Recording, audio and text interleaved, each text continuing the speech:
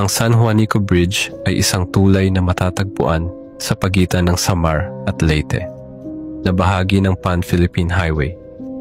Tinatawag itong Bridge of Love at kilala bilang pinakamahabang tulay sa Pilipinas, na may haba na 2,100 at 64 na metro at taas na 100 at 72 metro.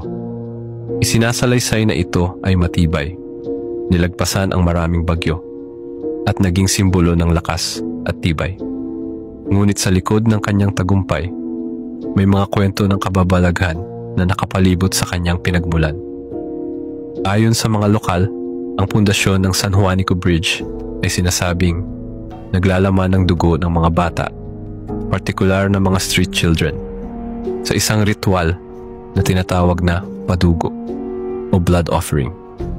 Ang padugo ay isang sinaunang tradisyon sa Pilipinas na nagsimula pa noong panahon ng mga pagan, kung saan inaalay ang dugo upang makuha ang biyaya ng mga anito at upang magbigay ng lakas sa mga gusali o infrastruktura.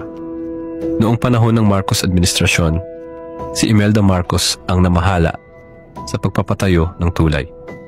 Ayon sa mga kwento, bago magsimula ang proyekto, lumapit siya sa isang manghuhula upang magpakonsulta. Ang manghuhula ay nagsabing hindi matatapos ang konstruksyon ng tulay kung walang iaalay na dugo ng mga bata. Kaya nag-utos si Imelda na ipakuha ang mga street children mula sa Samar at Leyte.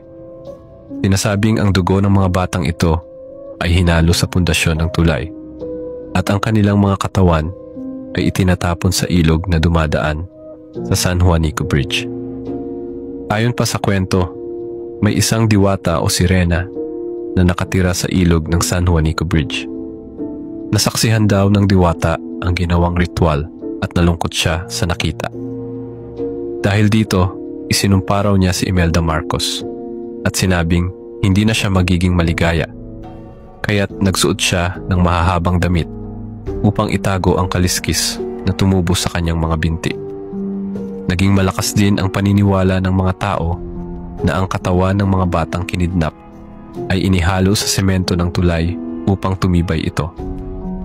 Ang misteryo ng San Juanico Bridge ay lalong lumakas ng dumami ang mga kaso ng mga nawawalang bata sa Leyte at Samar sa mga tao ng konstruksyon ng tulay.